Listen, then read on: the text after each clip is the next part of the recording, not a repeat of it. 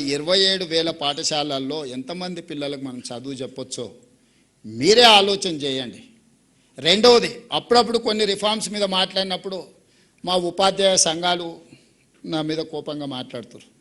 నేను సంఘాల అధ్యక్షులకు ఒక మాట చెప్పదలుచుకున్నాను.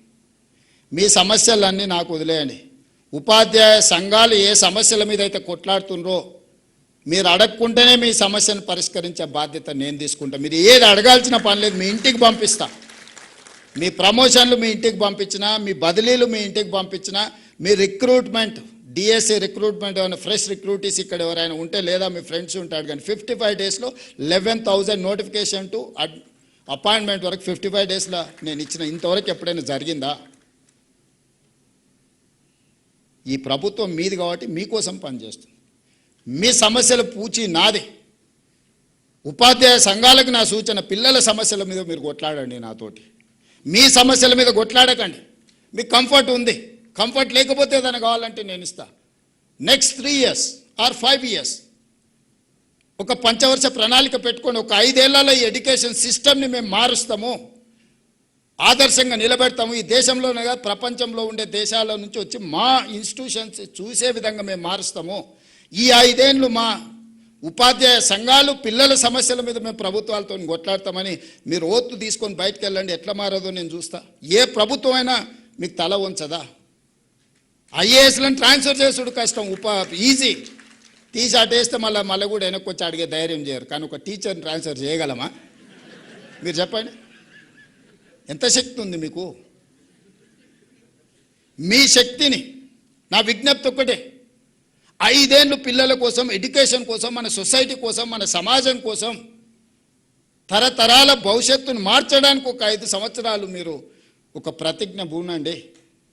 ఆ ప్రతిజ్ఞ ఈ దేశాన్ని మార్చకపోతే చూడండి, తెలంగాణను కాదు ఈ దేశాన్ని మారుస్తుంది. ఈ దేశానికి నాయకత్వం పివి నరసింహారావు గారు ఇయ్యలేదా? గొప్ప మేధావిగా ఉత్తమ పార్లమెంటరీగా జయపాల్ రెడ్డి గారు రాణించలేదా? బూరుగుల రామకృష్ణారావు గారు గొప్పగా పరిపాలన అందించలేదా? ఎందుకు ఇయ్యలేము మనం తెలంగాణ నుంచి?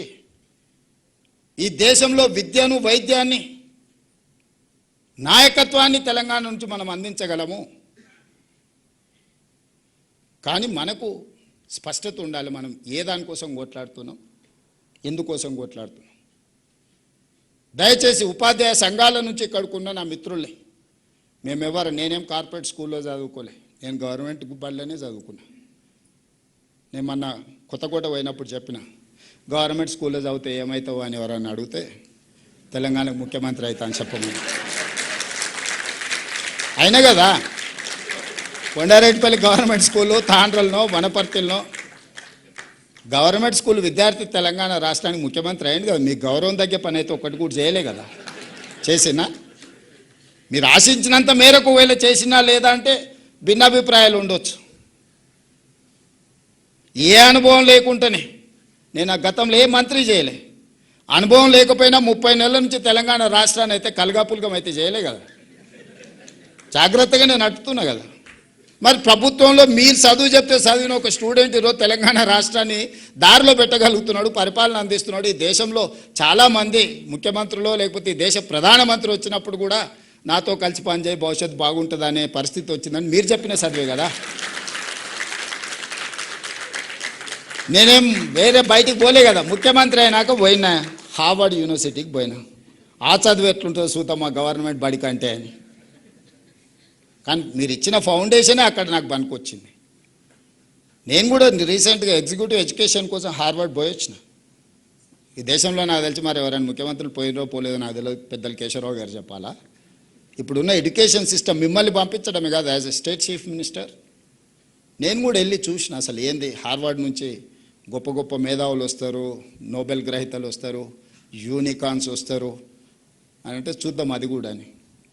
మీరు ఎట్లయితే 5 రోజులు మార్నింగ్ టు ఈవినింగ్ ఉందో same exact morning 9 to evening 7, 5 days continuous, ½ an hour lunch break, కంప్లీట్గా కూర్చొని వచ్చిన క్లాస్లో నేను. చూద్దాం చదువు ఎట్లుంటుందో అని. చదువుతో పాటు క్రమశిక్షణను కూడా నేర్పుతుంది క్లాస్ రూమ్. క్రమశిక్షణ లేనోడు జీవితంలో ఎందుకు పనికిరాడు, ఎందుకన్నా పనికొచ్చినా తాత్కాలికమే. తెలివి తక్కువ క్రమశిక్షణ ఉంటే ఎక్కువ పని చేయొచ్చు. తెలివి ఎక్కువ క్రమశిక్షణ లేకపోతే సరైన సమయానికి వాడు అక్కడికి రానేరాడు. దానివల్ల ఏం ఉపయోగం? మహామేధా ఉంటాడు కానీ పరీక్ష రోజు పరీక్ష రాయకపోతే ఏమవుతాడు? అట్లనే ఈరోజు మిత్రులారా, మనందరం ఒక 5 ఏళ్ళు ఒక మంచి ఆలోచన చేద్దాం. మనం ఇబ్బందులలో ఏం లేం, ఆకలితో ఏం చచ్చిపోతలేం. కుటుంబం కూడా అత్యంత దారుణమైన పరిస్థితులలో ఏం లేం. నా టీచర్లు అందరూ మంచిగా గౌరవంగా ఆర్థికంగా సమాజంలో చాలామంది కంటే బాగా ఈరోజు వాళ్ళు ఉన్నారు. వాళ్ళు సంఘాలు ఒకవేళ మీకు చెప్పిన మీరు సొంతంగా ఆలోచన చేసుకోండి. మీరే నాయకులను తయారు చేసేది కూడా మీరే. 5 సంవత్సరాలు మేము పేద విద్యార్థుల కోసం ప్రభుత్వ పాఠశాలకు వచ్చే పిల్లల కోసమే మేము అంకితం అవ్వదలుచుకున్నాము. 5 సంవత్సరాల తర్వాత మేము వెనక్కి తిరిగి చూసుకుంటాం. ఒకవేళ ఏమైనా కోల్పోతే మా రేవంత్ అన్న దగ్గరకు పోయి మేము కొట్లాడి తెచ్చుకుంటామని మీరు మనసులో పెట్టుకోండి. 34 వరకు నేనే ఉంటా, మీకు ఎవ్వరికి ఏం అనుమానం లేదు. ఈరోజు 26, 31 వరకు పిల్లల కోసం పనిచేయండి. ఈ 5 ఏళ్ళు మీ బాధ్యత నేను తీసుకుంటా. మీరు అడగకుంటేనే మీ సమస్య జెన్యూన్ ఇష్యూస్ ఏమున్నా 6 నెలలకు ఒకసారి ఒక హాఫ్ డే మీ సంఘాలను మీ నాయకులను పిలిచి కూర్చోబెట్టి క్వాలిటీ డిస్కషన్ చేసి చీఫ్ సెక్రటరీ కానీ ఎవరికైనా అంతెందుకు 2 విషయాలు మీతో పంచుకోదలుచుకున్నా. జనవరి 2024 1 తారీఖు కంటే ముందే నన్ను 1 తారీఖు మీ జీతాలు వచ్చినాయి. గుండెల మీద చేసుకొని చెప్పండి. తెలంగాణ వచ్చిన తర్వాత 10 సంవత్సరాలు 1 తారీఖు నాడు మీ ఖాతాలో జీతాలు పడ్డాయా? 24 జనవరి 1 తారీఖు నాడు మీ ఖాతాలో వేయడం మొదలుపెట్టి ఈ రోజు వరకు ఎప్పుడైనా 1 తారీఖు నాడు మీ జీతాలు ఆగినాయా చెప్పండి.